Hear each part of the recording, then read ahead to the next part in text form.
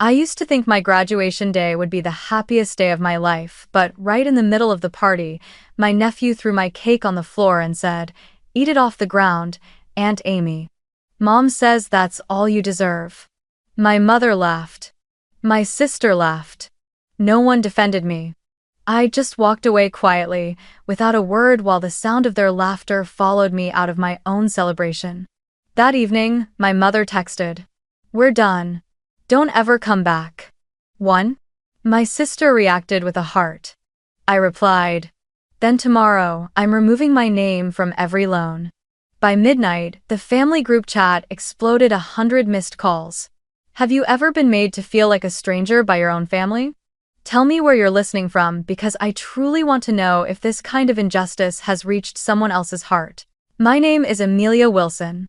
I just earned my master's degree in sustainable technology from the University of Washington.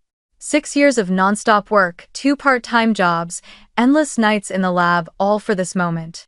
I came home to Boise, Idaho, for a graduation party my mother said they'd been planning for a month, but the air felt heavy, like something fragile was about to collapse. The backyard glowed under the sun, fairy lights strung across the fence, the smell of barbecue drifting through the air. Someone played country music, kids ran around screaming, glasses clinked together. Everything looked perfect, at least on the surface. But then I noticed a small detail, the kind only someone used to being pushed aside would see.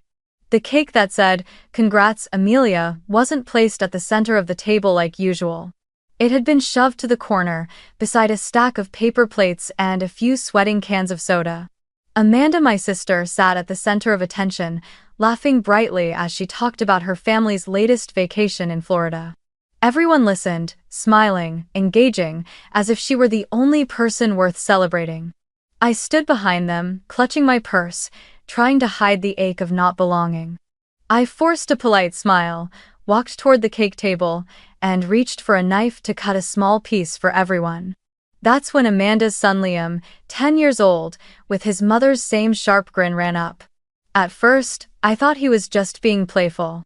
He stood close to the table, eyes glinting with mischief, and then in one quick motion he shoved the entire plate to the ground. The porcelain shattered, frosting splattered everywhere, and the cake rolled across the concrete, catching the last light of the setting sunday. I froze. For a moment, I couldn't process what had just happened. Then Liam's voice rang out clear, deliberate, rehearsed. "Eat it off the ground, Aunt Amy. That's what Mom says you deserve." The air went silent. In that suspended moment, I could hear everything: the wind whispering through the pine trees, the faint crackle of the grill, and the pounding of my own heart. I looked around, waiting for someone, anyone, to say something. My mother. My father. Amanda. A scolding, a correction. Even a soft, "That's not nice, honey." But all I heard was Amanda's stifled laugh, her hand covering her mouth as she pretended to hide it, and my mother's airy voice saying, "Oh, come on, it's just a joke.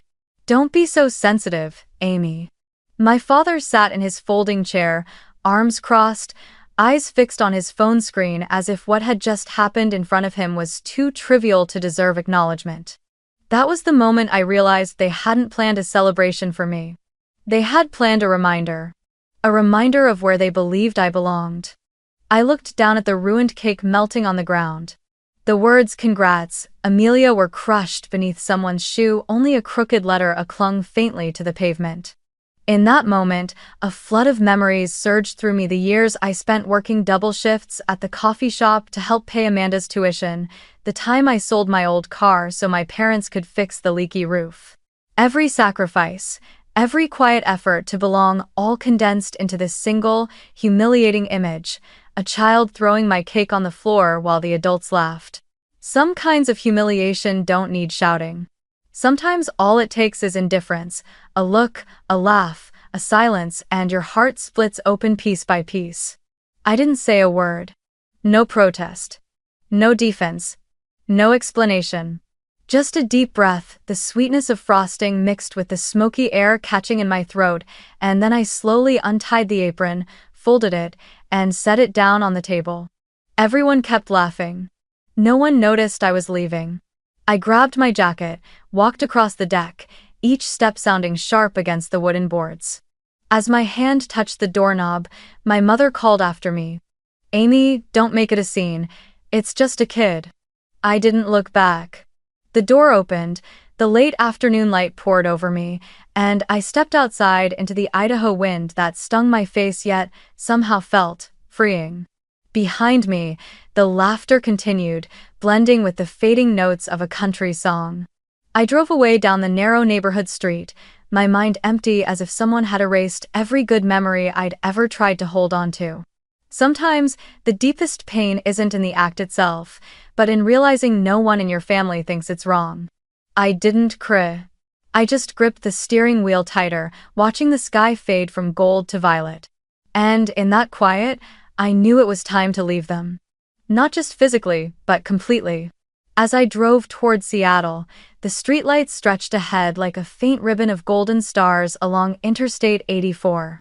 The wind pounded against the windows, the radio hummed a low jazz tune, but I barely heard it. All I could see in my mind was that cake hitting the floor again and again, like a slow-motion reel that wouldn't stop replaying. I kept wondering where I had gone wrong. I had come to that party full of gratitude, with a fragile hope that after all these years, they'd finally be proud of me. But a single sentence from a child, a single laugh from the adults that was enough to show me every effort had been meaningless. Through the windshield, the Idaho landscape faded behind me, and the past began to unspool as if that long stretch of road wasn't just carrying me away from their house, but from the entire life I had once tried so hard to belong to. I think I was about 8 or 9 when I first began to understand that in my family, some people were loved for who they were, and others were only loved for what they did. I belonged to the second group. My mother always said, "Amelia, you're the older sister. You have to share, you're the strong one." At first, I thought that was a compliment. I believed being strong meant being someone to be proud of. But over time, I realized that in our house, strong was just another word for, you don't get to have feelings. Whenever I was tired, or sad, or just needed a hug, they would say, "You don't need that, Amanda's the sensitive one." I still remember my 13th birthday vividly. Mom said we'd have something simple, because we're saving money for Amanda's dance classes. Oh! That day, I had exactly one cupcake, literally one with a crooked candle stuck in the center and the words, "Happy B-Day, A," written in rushed white frosting. I blew out the candle, smiled, and listened as Mom said, "You're okay with this, right? You're not really the kind of person who needs parties." I nodded, because I knew if I didn't, they'd call me ungrateful. 3 months later, when Amanda turned 10, she had a full-blown birthday bash, a 3-tier cake, heart-shaped balloons, presents stacked across the living room. I spent most of that day helping Mom wash dishes while Amanda laughed and unwrapped her gifts. It was then I realized my place in this family was never under the spotlight. I was the one behind the curtain, cleaning the stage so everyone else could shine. My father didn't scold much, but when he did speak, his words carried the weight of comparison. "Amanda's artistic. You're just good at practical things." He said that when I won first place in the state science fair. He said it like my award, something I'd worked months for was just a lifeless piece of metal, while Amanda's messy watercolor painting on the wall was the real source of pride. I tried not to let it hurt. I told myself that someday, they would see my worth, the worth of someone who could stand on her own without needing to be held. In high school, when Amanda started hanging out with friends, I became the designated fixer. Mom would ask me to drive her to school, to finish her homework when she didn't feel like it, to clean up after her parties. I remember one night while I was studying for the SATs, Amanda knocked on my door. "Hey, I spilled paint on my dress. Can you wash it for me before Mom sees? She'll be mad." I dropped everything, my notes, my focus, my one shot at a scholarship, and spent the evening scrubbing that stupid dress. When my SAT results came back just 20 points short of a full-ride scholarship, Mom only sighed and said, "If only you'd been more focused." I didn't tell her I had skipped studying to help her precious daughter. In that house, every explanation I gave was treated like an excuse. I was 16 when I overheard my mother talking to a neighbor. She said, "Amanda's the girl of the heart, and Amelia's the girl of the mind. They balance each other out. Thank God the older one doesn't need much attention." I stood halfway down the stairs, listening to every word. I didn't cry, I just felt hollow. That was the first time I truly understood what it meant to be loved conditionally. When I got a full scholarship to college in Seattle, I left home on a crisp autumn morning. Mom hugged me, but the embrace was short and distant, more duty than affection. Dad simply said, "Don't cause trouble." Amanda waved from the doorway with a polite, plastic smile, as if she were sending off someone she'd never see again. That day, I made myself a silent promise. If I wanted to be seen, I would have to become so exceptional that they couldn't pretend not to notice me. I worked nonstop extra shifts at the lab, instant noodles for 3 meals, saving every cent. And still, I sent money home not because they asked, but because I thought that was how you proved you were still a good daughter. But no matter how much I sent, the messages never changed. "Amanda's struggling, can you help a bit? Your niece is too young, can you pitch in for her tutoring?" And every time, I said yes. Because in my head, my mother's old words still echoed. "You're the strong one." I thought if I gave enough, they would finally stop asking, that maybe they'd feel proud of me. But in my family, sacrifice was never seen as love, only as obligation. A car horn blared behind me, snapping me back to the present. I was already out of Idaho. Night had fallen. The road sign ahead read, "Seattle 120 miles. For the first time, a strange calm came over me. 27 years, that's how long I had been chasing acceptance, like someone running after a train that never stopped. Every time I thought I was close, they moved the station farther away. I let out a dry laugh and whispered to myself. I used to think if I worked hard enough, they'd finally see me. But in my family, fairness was a gift they never bothered to wrap for me. The car sped past endless rows of dark pine trees, and I watched my childhood fade behind me, that cramped kitchen, Mom's soft voice calling Amanda's name, and me standing in the corner, quietly washing dishes. Maybe I had learned to stay silent to survive. But tonight, as I looked in the rearview mirror, I realized. It was time to be silent, not to endure, but to let go. I no longer wanted them to see me. I wanted to see myself. By the time I reached Seattle, it was late. Rain drizzled over the empty streets, streetlights stretching into long reflections across the wet asphalt. I unlocked the door to my tiny apartment in Capitol Hill, just enough space for one person, with a desk by the window and a few potted plants I'd nurtured since spring. The silence was so complete I could hear my own footsteps against the wooden floor. I set my bag down, switched on the desk lamp. Its warm yellow light painted the wall, comforting, yet painfully lonely. I was about to make some tea when my phone buzzed. A message from Mom lit up the screen. "We've chosen to sever all contact. You've caused enough tension. Stay away forever." Below it was a red heart. Amanda's reaction, a like, as if she were approving my exile. I stared at the screen, frozen, unsure whether to laugh or cry. I could picture them sitting together in the living room, drafting that message, convinced they were right. "Stay away forever." "I'm wrong." Those words glared back at me, cold, sharp, and final, like metal pressed against skin. I set my phone down on the table and leaned back in my chair. In the small apartment, the only sound was the faint ticking of the clock. For the first time in my life, they had said it plainly, they didn't need me anymore. And strangely, beneath the shock, I felt light. Frighteningly light. It was like finally setting down a suitcase you'd been told all your life you had to carry. I looked around the apartment, the stacks of books, the laptop, the sticky notes covering the wall. Everything here was built by me, piece by piece, without anyone's help. And I found myself asking, why had I ever believed I needed their approval in the first place? I opened my laptop. The screen lit up, reflecting the exhaustion on my face. No more tears left. I clicked into my bank account, then navigated to loan accounts. 2 lines appeared, one for my parents' house in Boise, and another for Amanda's shiny new SUV, both co-signed under my name.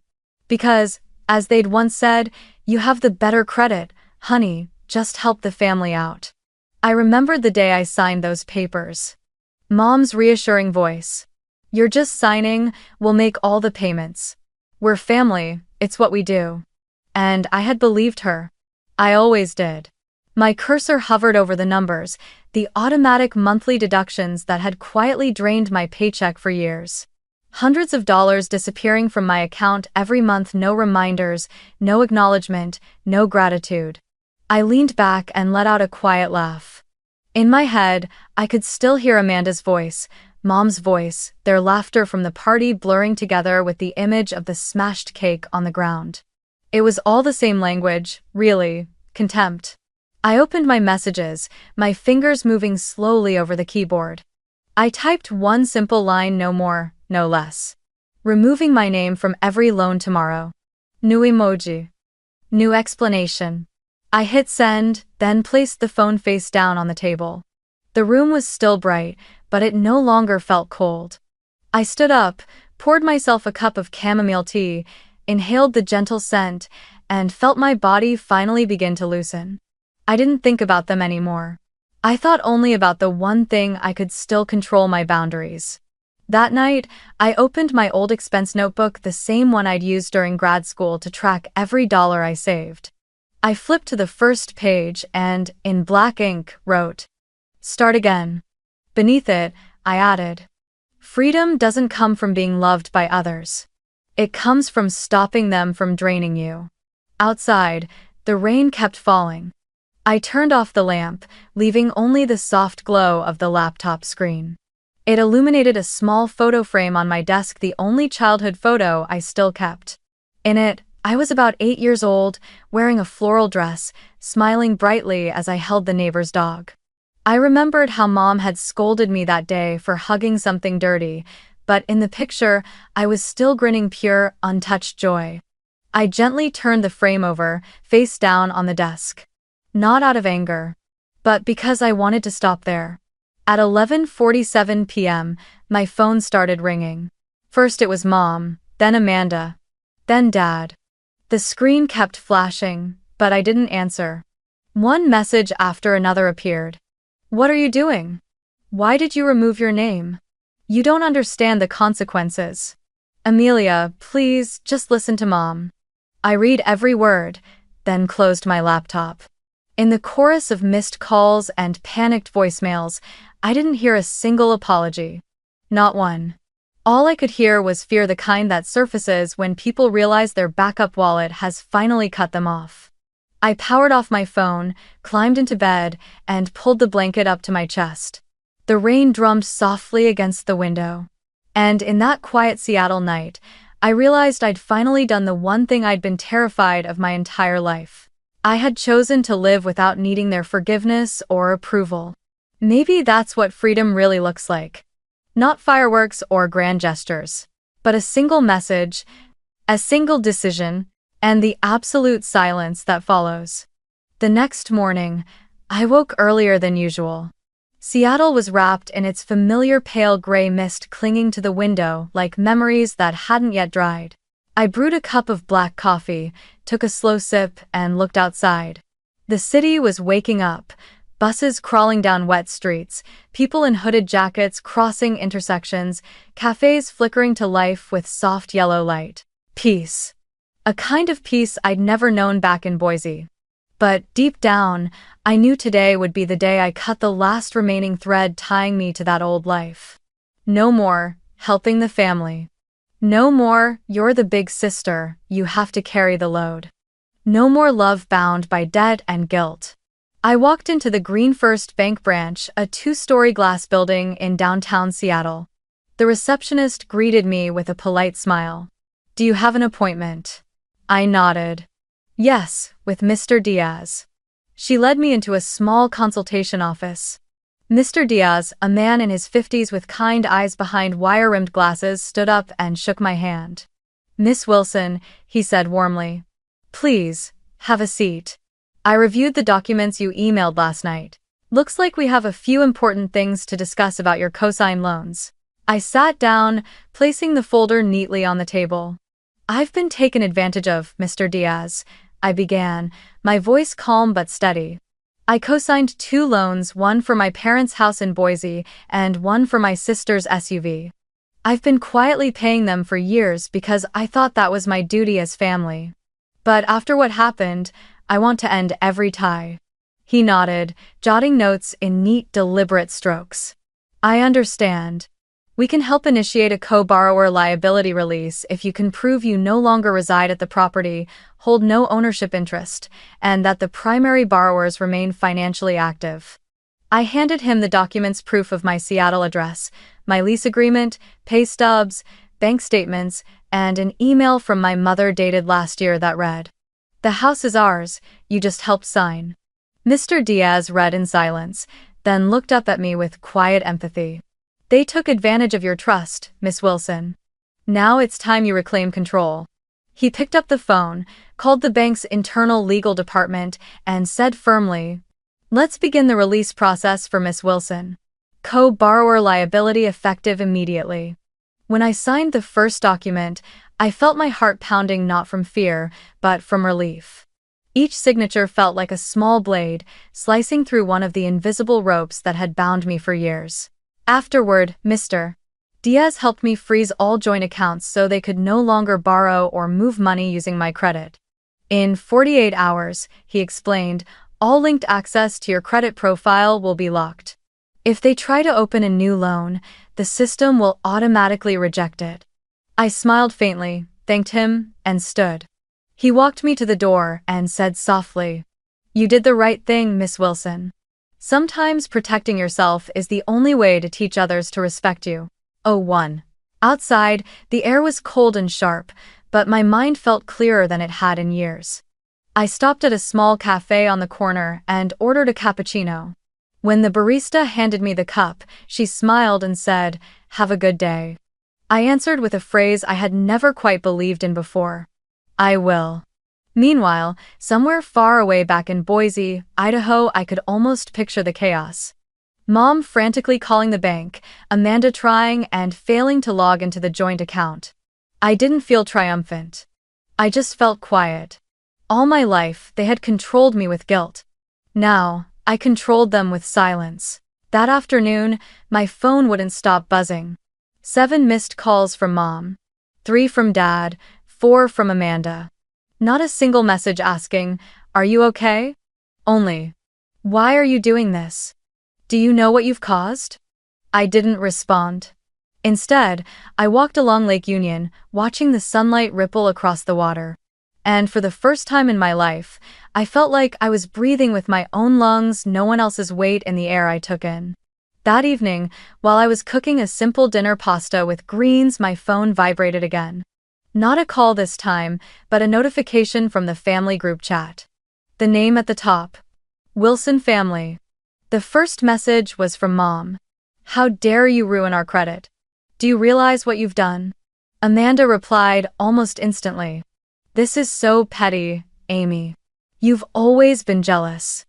Then Dad chimed in with a single line, "You went too far." I stood there, the glow of the screen reflecting off the small kitchen counter. For a few seconds, I hesitated. Then I typed one line back, calm, deliberate, and final.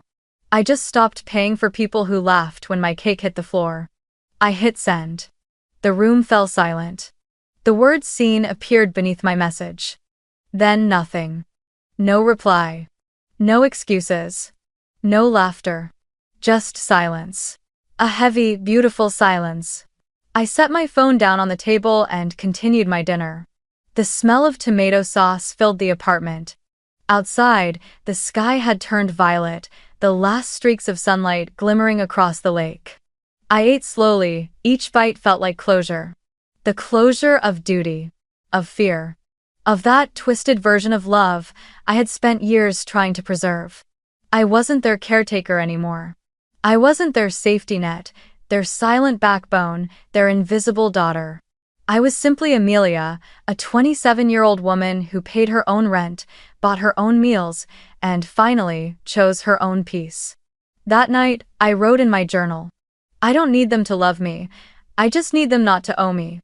And for the first time, I slept deeply. No dreams of Boise, no voices whispering, "Be strong," only the steady rhythm of rain against the roof, like a lullaby for a life newly freed. 3 days after I sent that final message, the air in my apartment was strangely calm. I worked from home, made coffee, played soft music, and almost forgot that just days ago, I had severed a bond that had strangled me for 27 years. Everything seemed peaceful until that Wednesday morning when a violent knock echoed through the door. It was sharp, angry, relentless. I froze, then glanced at the video intercom. My heart sank. Outside, standing in the hallway, were my mother and Amanda. Two faces I knew by heart now appearing through the cold, distorted lens like strangers. Mom stood in front, arms crossed. Amanda had pulled her mask down to her chin, her face flushed red. Before I could even move, Mom's voice cut through the door high, furious, trembling with control. "Amelia, open this door right now. We need to talk. What did you do with the bank?"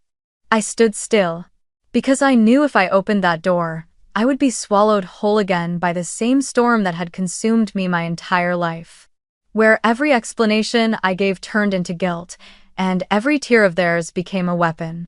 I took a deep breath. I didn't answer. The pounding grew louder. Amanda's voice cracked through. "You ruined everything, do you know that? The bank's threatening foreclosure, Mom's credit is ruined all because of you. Open the door." I stared at the screen. Her hair was messy, her eyes wild, a mix of fury and fear. For the first time, I saw something new in her, not power, not perfection, but panic. The panic of someone losing control of what they always assumed was theirs. Still, I said nothing. I turned on the voice recorder on my phone and placed it on the table near the door. Mom's voice came again, shrill and shaking. "We're family, Amelia. You don't treat family like enemies." All over. I looked at their faces on the screen, both burning with indignation, and answered quietly, just loud enough for the microphone to capture. "If they act like intruders, then the line between family and boundary no longer exists." I opened the 911 app and pressed call. A calm voice answered, "Seattle Police Department, how can I help you?" I kept my voice steady. "There are two people standing outside my apartment door, yelling and refusing to leave. I'd like to report trespassing." "Also haven't. Do you know them?" the operator asked. "Yes," I said, eyes still fixed on the screen. Amanda stomping her feet, Mom waving her hands. "They're my family. But today, they're just people violating my boundary." Less than 10 minutes later, two police officers arrived. I watched through the door camera as they approached. The moment they appeared, my mother and Amanda rushed toward them, both talking over each other, hands gesturing wildly. Mom started shouting, "She's my daughter. She destroyed our family's finances. We just want to talk to her."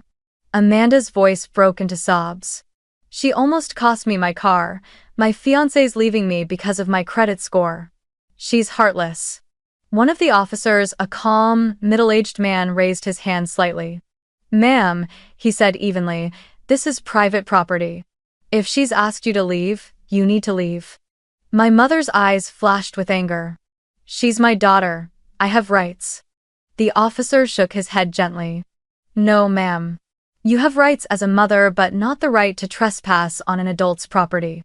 I didn't open the door. I just watched. Mom started yelling louder, her words sharp, frantic. Amanda hid her face in her hands, crying. A small part of me wanted to run out, to hold them, to say I never wanted things to reach this point. But the larger part, the part that had been wounded over and over for years, kept me still. Because I knew if I opened that door, the cycle would start again. And this time, I couldn't survive another round. The officers repeated their request for them to leave. Amanda protested, insisting she just wanted a conversation. One of the officers pointed toward the stairs. "This conversation is over," he said firmly. "Let's go." My mother turned back toward the camera, eyes blazing. "Amelia, you'll regret this. Blood can't be denied." I didn't answer. The door stayed closed. Through the screen, I watched them being guided down the stairwell, their steps heavy, filled with anger and helplessness. When the police car finally rolled away from the street, I sat down on the floor, leaning against the wall. I didn't cry. I just exhaled a deep, steady breath that seemed to empty years of noise from inside me. There was no fury left, no guilt. Just stillness. The quiet after a long, unrelenting storm. I picked up my phone and checked the recording. Their voices came through clearly, every accusation, every sob, every tone of superiority. I saved the file and named it Boundaries, the 17th of April 2025. I knew I might never need it. But just knowing it existed made me feel safe. That afternoon, I stood by the window, watching Seattle bathed in the soft light of late day. Cars streamed along the street below. People passed by with coffee cups, dogs, briefcases, each carrying their own private world. And I wondered how many of them had faced the same choice. Between blood and dignity. Between being loved conditionally and being at peace alone. I took a long breath. Outside, the city went on. And no one knew that, in one quiet apartment above the street, a family had just fallen apart without a single scream. I poured more hot water into my cup and set the tea on the table. The phone lit up again, dozens of new messages from Amanda, from Mom, even from relatives I hadn't spoken to in years. Every one of them carried the same tone: blame. "You've embarrassed your mother. You're making the whole family suffer. Who taught you to be so cruel?" I didn't reply. I just read each one carefully and deleted it. With every press of delete, I felt a little lighter, as if I were unloading one stone at a time from a backpack I'd carried for far too long. When night fell, I opened the window. The Seattle wind swept in crisp and cool, carrying the faint smell of roasted coffee from the cafe downstairs. I stood there, watching the city lights ripple across the water, and thought about everything that had just happened. They had driven hundreds of miles just to try to reclaim control over me and failed. I didn't hate them. I just pitied the version of myself who once believed that being obedient and hardworking would earn her love. My voice broke the stillness, soft but clear in the empty apartment. Sometimes the only way to be respected is to stop begging for it. I didn't say it for them. I said it for me. Then I closed the window, turned off the lights, and in that darkness, I felt something rare, a peace not born from someone else's silence, but from finally no longer pleading to be heard. 3 months later, summer arrived in Seattle as softly as a sigh. The sky was bright blue, thin clouds drifting like ribbons over Lake Union, and for the first time in years, I felt truly alive, not just existing to please someone. I'd moved into a small apartment on a quiet street near Fremont, its balcony facing the water. Every morning, when sunlight streamed through the blinds, I'd open the windows, brew my coffee, and listen to the gentle rhythm of waves lapping at the dock below. That sound calmed me more than any therapy session ever had. Work at Green Pulse Tech, the clean energy startup I'd been with for almost 2 years, was going better than ever. After completing a project modeling emission reduction systems for an industrial complex in Portland, I was promoted to head of sustainable analysis, a position I once thought was far beyond my reach. That morning, during a team meeting, our CEO, a poised woman named Lydia, looked at me and said, "Amelia, you're the kind of leader people trust. Not because you're loud, but because you're steady." I smiled. Something quiet bloomed inside me, like a seed finally reaching sunlight after a long, cold winter. I began building a circle of friends not bound by blood, but by empathy. Elena, an old grad school classmate now working at a nonprofit for solar energy, often stopped by on weekends. She brought toasted bread. I made roasted cauliflower soup. We talked about small, lovely things, books we'd read, movies we'd watched, or how my plants kept leaning toward the wrong direction of sunlight. Marcus, one of my colleagues, became like the brother I never had. He taught me how to keep boundaries at work, something I'd never known how to do in my own family. One afternoon, when I received an email from Mom with the subject line, "We just need to talk," Marcus glanced at me and said quietly, "You don't owe anyone your peace." Oh, I didn't reply to that email. And for the first time in my life, I didn't feel guilty.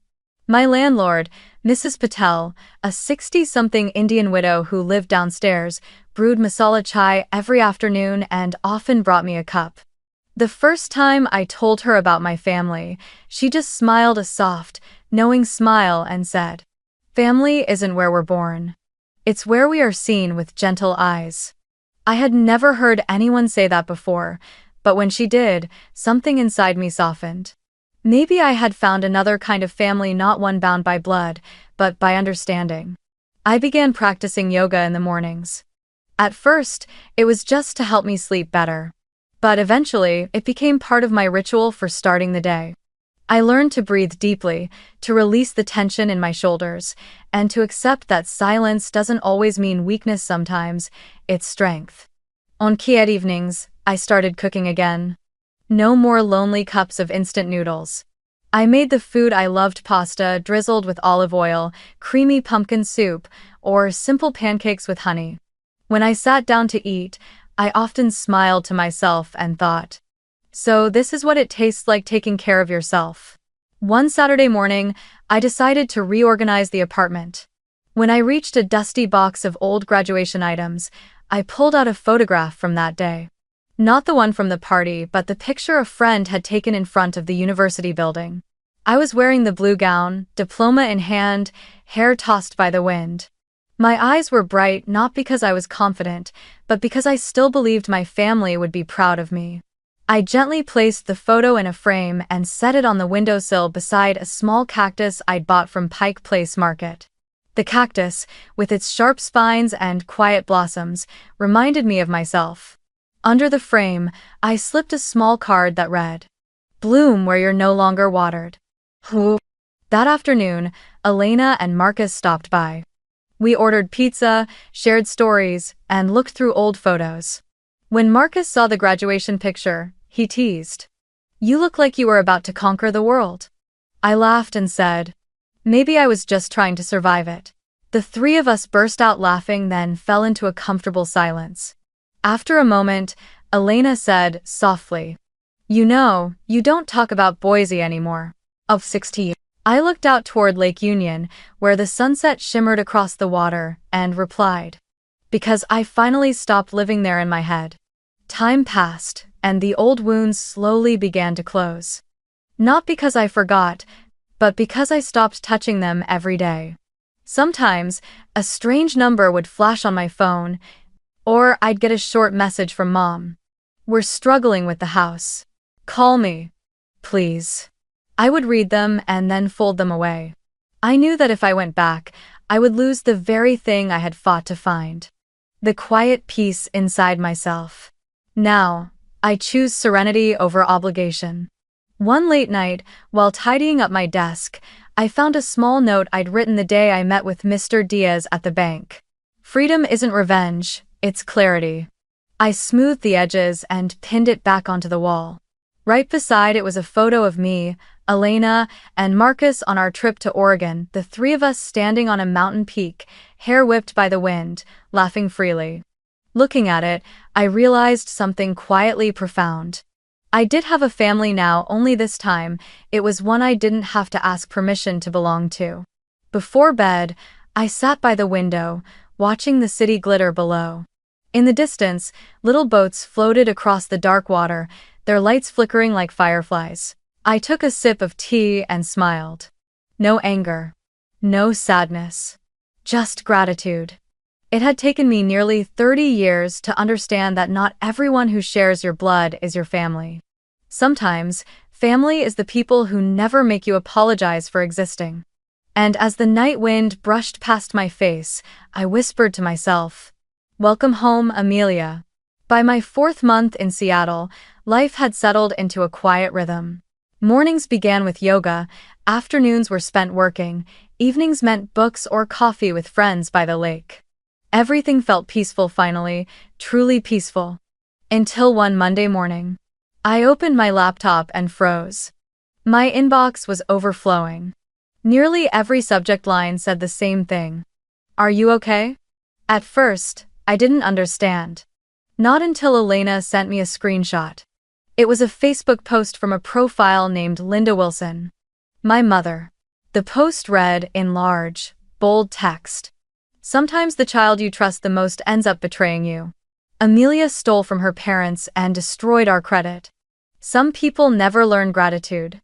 Below it were dozens of comments from relatives, old neighbors in Boise, even people I barely remembered. Some offered sympathy to my parents. Others added their own poison to the story.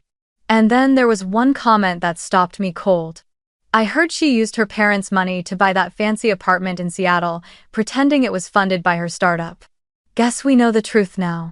I stared at the glowing screen. My heartbeat was steady, not racing, not breaking. Once, even a harsh word from my mother could make me cry. But now, I didn't feel pain. Just emptiness. A kind of quiet that comes only when you finally realize they can no longer hurt you in the same way ever again. But social media, it's where rumors grow faster than mold in the dark. Within hours, the post had spread through every corner of my old life. Former classmates, neighbors from Boise, even a few of my colleagues at Green Pulse Tech had seen it. My inbox began to fill with cautious, polite messages. Hey, Amelia, is everything okay with your family? I knew that if I stayed silent, the story would feed on itself until it devoured my reputation. Instead of explaining myself to everyone, I wrote a single short email, clear, professional, and final to HR, my team, and my 3 closest friends at work. Subject: clarification, personal matter. Hi team. If you see my name in rumors or social media posts, please ignore them. Some people fight boundaries with lies. I'm okay and appreciate your professionalism and respect for privacy. Best. Amelia. I clicked send, then closed my laptop. Not to defend myself, but to protect my dignity. Because I knew. The truth doesn't need to be shouted. It only needs time. A few days later, I got a phone call from Mrs. Richards, our old neighbor back in Boise. Her voice trembled through the speaker. Amy, I saw what your mother posted, but I know it can't be true. You were the hardest working kid in the neighborhood. I just wanted to say I believe you. I thanked her, keeping my voice steady. But after hanging up, my hands shook. I wasn't afraid of being misunderstood. I was afraid of that quiet kind of pity people give to those they see as broken. That tone of, poor thing. That night, Marcus and I sat at the Cloud Cafe, watching the city glow after a light rain. He stirred his coffee and asked, "Are you going to respond to it?" I smiled faintly. No. Every word they post exposes who they are, not who I am. He nodded slowly. You know, he said, people lose their power over you the moment you stop reacting. They throw fire, but if you don't burn, they choke on their own smoke. I've never forgotten that line. The following days, I went to work as usual. I still smiled at the receptionist, joined meetings, wrote reports. A few people looked at me with quiet curiosity, but no one asked. Maybe because they'd read my email. Or maybe because they were mature enough to understand that everyone has a shadowed part of their story. Either way, I didn't owe anyone an explanation. Then one afternoon, during a meeting with Lydia, the CEO, her assistant knocked on the door. Someone just dropped off a document for Miss Wilson. I took the envelope, opened it, and froze for a moment. Inside was an official letter from Green First Bank, signed by Mr. Diaz himself. We confirm that Miss Amelia Wilson has been fully released from all liabilities concerning the joint mortgage and vehicle loan under the names of Linda and Amanda Wilson. These responsibilities are now solely under the original borrowers. I stared at the letter, the clean paper, the embossed seal, and felt something inside me unclench. It wasn't triumph. It was closure. I looked at the bold print on the letter, and it felt like an old wound had finally been stitched closed. I scanned the document and sent a copy to HR to add to my personal file, not because I needed to clear my name, but because I wanted a clear, definitive ending. That same evening, my mother's Facebook post disappeared. I didn't know why. Maybe someone convinced her to take it down, or perhaps the bank had contacted her to verify the truth. Either way, I didn't care. What did surprise me, though, was the message that arrived from Mrs. Richards. I saw the post was deleted. Some people have started apologizing. I just want you to know, Amy, the truth never stays hidden for long.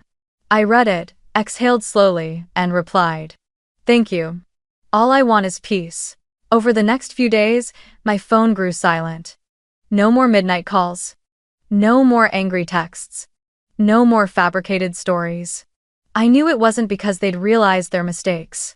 It was because they had lost the only thing that made them care about me benefit. When they could no longer use me to borrow money, to pay debts, to play the role of their good daughter, they no longer had a reason to exist in my life. One late August afternoon, as the sun dipped over the lake, I sat on my balcony with a cup of chamomile tea, listening to Norah Jones hum softly through the speakers. I thought about everything: the cake shattered on the floor, the hateful messages, my mother's shouting at my door, the post that called me a thief.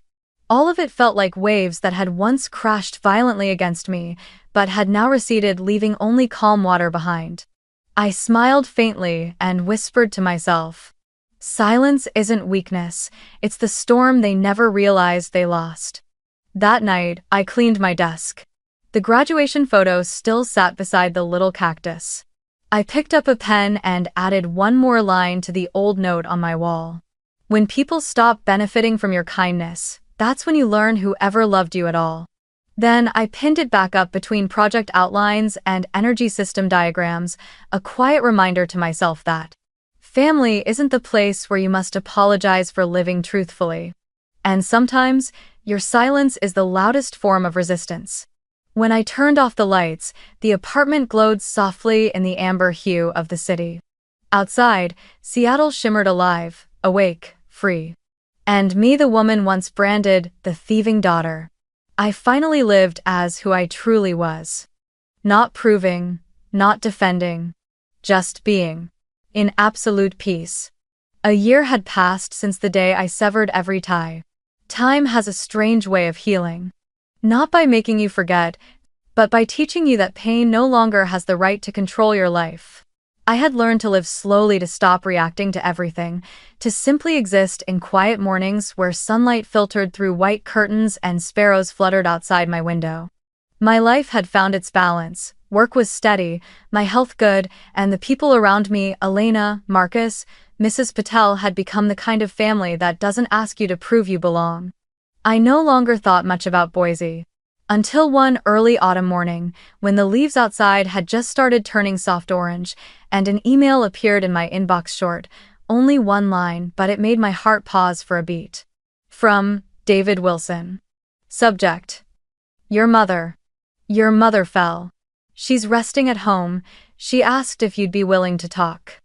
If you don't want to, I understand. I stared at the words for a long time. No anger. No tenderness. Just strangeness. It had been almost 2 years since I'd heard his name without feeling a sharp ache. I read the email 3 times. Though brief, there was something honest in it. No manipulation, no guilt, no excuses, just a message. Normally, I would have ignored it. But for some reason that morning, I clicked reply. I can meet you, wherever and whenever you prefer. 3 hours later, his response arrived. The roastery, near the university. 2 p.m. tomorrow. I closed the laptop. A strange feeling settled over me, not fear, but something between curiosity and caution. Meeting someone who once broke you isn't easy, especially when you've built your peace so carefully. But maybe it was time to face the part of my past I'd avoided the most. The man who chose silence through all my years of pain. The next day, Seattle was draped in light rain. I wore a gray sweater, a thin scarf, and headed to the cafe. The roastery sat on a quiet corner, the kind of place students used for studying and soft beginnings. The air smelled of roasted beans and rain-soaked wool. An old jazz tune hummed through the speakers. I arrived 10 minutes early and took a seat by the window, my hands wrapped around a steaming cappuccino. When the door opened, I saw him. His steps were slower, his hair grayer, his face lined with years I had never noticed when I was a child. He looked around and then our eyes met. A flicker of hesitation. Then, a faint smile. "Hi, sweetheart," he said, voice rough, quiet. "Hi, Dad," I answered calmer than I expected to be. He sat down across from me, removed his glasses, set them on the table. For a few seconds, we said nothing. The rain outside fell in steady rhythm, mingling with the soft hiss of the espresso machine. I studied his face and realized something had changed. Not his features. His eyes. They no longer carried the certainty of someone who took sides. They were the eyes of a man who finally understood what he had lost. He cleared his throat and spoke softly. "I don't really know where to start. Your mother. She fell in the garden. She's home now, can't work for a while, she's not doing well. But when she woke up, the first thing she asked was whether you were okay. I thought you should know that." I nodded gently. "I'm fine, thank you for asking, Dad." He gave a slow nod, his gaze flickering before settling on the coffee cup between us.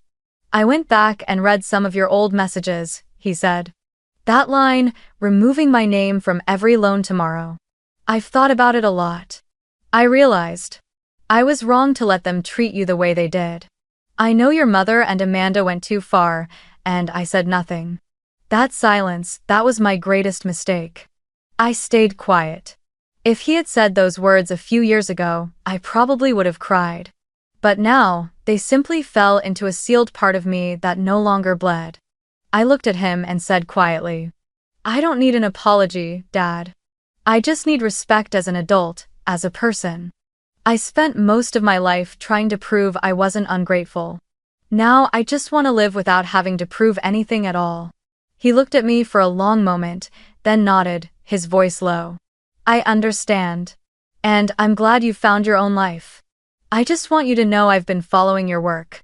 When I saw that article about your Green Pulse tech project, I was proud. Even if I don't have the right to say that." The words caught me off guard.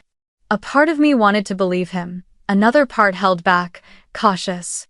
I didn't say either. I just smiled, small, calm. "Thank you, Dad." "Who?" He stayed a few more minutes, talking about Boise, the old neighbors, the apple tree in our yard that I used to climb every summer. Then he stood, slipping on his coat. "Thank you for meeting me," he said. "I'm not sure your mother has the courage to reach out, but if you ever want to, she'd be happy to hear your voice." I nodded. "I'll think about it. But I can't promise." He smiled faintly, eyes a little red. "That's enough." When he left, I stayed seated. The cafe door swung open, letting in a breeze that smelled of rain and roasted coffee. I watched his figure disappear into the crowd and realized I no longer felt angry. No love. No hatred. Just a quiet kind of sadness. The kind you feel when you see an old book that once made you cry but no longer has that power. I pulled out my notebook and wrote a single line. Sometimes healing isn't about hugging and crying. It's about finally seeing each other after years of blindness. When I stepped outside, the rain had stopped. Thin rays of sunlight slipped through the clouds, scattering across the wet pavement. I lifted my face, took a deep breath, and felt an indescribable lightness. Maybe not everyone gets the chance to hear a late apology. But I did. And somehow, that was enough.